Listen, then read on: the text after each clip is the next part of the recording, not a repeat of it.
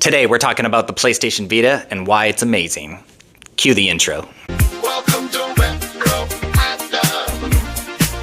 Alright, thank you for joining me today. I am back from vacation and I am excited to be talking about the PlayStation Vita and why it's such an amazing little handheld console. So I got a PlayStation Vita way back in 2012. I saw it in a mall kiosk and they showed it to me there. And I just had a blast with it. I thought it was such a cool little handheld. It's got like touch sensors on the back of it. It's got a touch screen. The buttons feel really good. Joystick. It's just a really great overall console. And I'll show you a close up here in a second. But this is the one I got way back in 2012. It's the PlayStation 1000 model. And unfortunately, I dropped it in some water in 2017, and then it stopped working, so I couldn't play it anymore.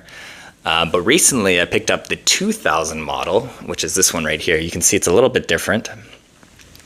And this one feels great. It's lighter, it's thinner, the buttons feel even more responsive. I love this little device. It's such a cool little gadget. Yeah, one of the reasons I love the PlayStation Vita is that when I did a lot of security work, this was a great little handheld device to play basically like pocket games like PSP, PS Vita, PlayStation 1 games. Had a lot of great indie games on here. So it's just, I thought it was a great system. I know it didn't sell very well, but I'm going to tell you what are some cool things you can do with it. So let's dive a little closer and I'm going to show you some of the cool things you can do with it. All right, so here's the PlayStation Vita 1000 model. This is the one I bought back in 2012. It was a nice, awesome little handheld that I enjoyed for many years until 2017. I'll just kind of give you a brief little description about it. This one was, it's a bit chunkier. That was the charge port right there. It had its own kind of unique charge port there. There's the headphone jack. The buttons felt very good. It has a little bit of heft to it. I'm not entirely sure what this port was for. Maybe it's for connecting to the television. This one was for your games, so that's how you take out your cartridges. But this one, you can see the water damage right here. So unfortunately, I can't turn this one on to show you how this looks. And this was the charge cord here. So it's kind of an odd, this cord is like breaking here, but you would charge it with this right here. So it's kind of a strange, unique charge port there.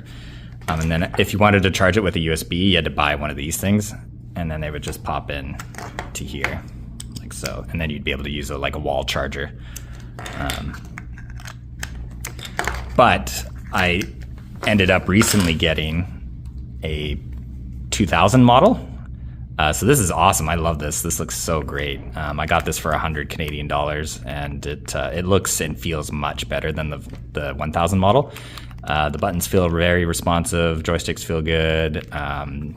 It's lighter. It just feels fantastic. And this is where your games go right here. So yeah, when you want to start it up, you just peel this screen down. Oh, right there, I was playing Final Fantasy IV. Just gonna turn up the brightness. So there, I was playing Final Fantasy IV. And let me just show you the home interface here. So if you want to close something, you just peel it right here. Yeah, so this is my home screen right here. I've got Wipeout. I had Persona 4 Golden. It's funny, some of the games fell in water too, and some of them still worked. I had Disgaea 3, and that one did not work when I tried to get it playing, but everything else worked, and the memory card worked as well, which was great. And then once I logged into my new PS Vita here, I went to the store and downloaded all my old games, so I still have them all here. Some of my favorites on here would be Wipeout, Persona 4 Golden, love Rainbow Moon and Rainbow Skies. Those highly unrated. It's a underrated RPG. These two right here. I should definitely check them out if you want like a long game with like a lot of micromanaging with stats and things like that. So that's Rainbow Moon. That's the first one, and then you can actually get it on Switch as well, but. And Rainbow Skies. So that's another really good one. So after that, see, I got Tetris there. That was a PSP Mini. So a lot of these apps don't really work anymore. So there's like YouTube and Netflix and stuff. I don't think they're supported anymore. Then I had Final Fantasy 7, Final Fantasy 10, 8, 4. I wanted to like have each game, all the Final Fantasies right here one day. But the memory cards, they only go up to 32 gigabytes, so you can't hold a lot of information. But it is possible to get majority of the Final Fantasies on your Vita. And if you jailbreak your Vita, then you can just put whatever on there, right? You can put PS Vita games, PSP, PS1. You can even get RetroArch working on this device. There's a very simple way to jailbreak your PS Vita. So if you do see one of these out in the wild, you should grab one, because these are just great little emulator devices as well. I'll show a little picture to the video that shows you the easiest way to jailbreak it, and you can just do it right from your Vita. You just need to connect to a certain website and then follow the instructions on Retro Game Corp's video right here. So take a look at that. If you have a Vita just sitting in a drawer somewhere, you could turn it into an awesome little gaming device. Then you got Final Fantasy Tactics, the PSP version, Disgaea 2, Legend of Heroes Trails. I still need to beat that. Tactics Ogre, Let Us Cling Together. I need to play that as well. This is an awesome game. Half Minute Hero, such a sweet game. Here, I'll just show you a little gameplay. So this one's really unique. You got 30 seconds to beat little scenarios with a dark demon lord in each one. If you have not played this game, it's such a cool game. I remember playing this all the way back in like 2009. But yeah, so you're like this little hero and you do these little scenarios. Each one's a little different. There's little target times to get to. Oh yeah, and each scenario is like a whole new game. It's very like comical type of game. Love the pixel graphics.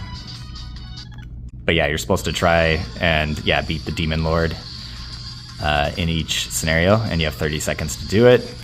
So here, I'm just gonna fast forward that there. So you just gotta try and get to the town, beat the enemies. And the timer stops when you go into a village. So you can upgrade your equipment, you can save your game, talk to the locals, and see, like, you got to get your experience as quick as you can and try and get to the boss and defeat him as fast as you can. And then here I'll probably get some equipment or something. Yeah.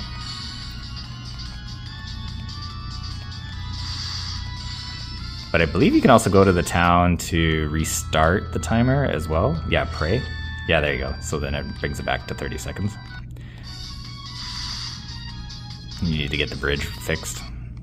Probably talk to the carpenters here. Yeah, there you go. And then you gotta go defeat the Lord here.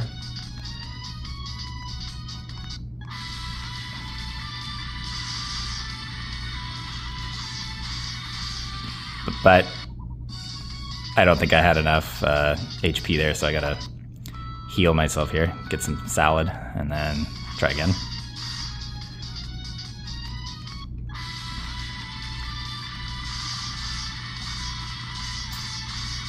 And there you go.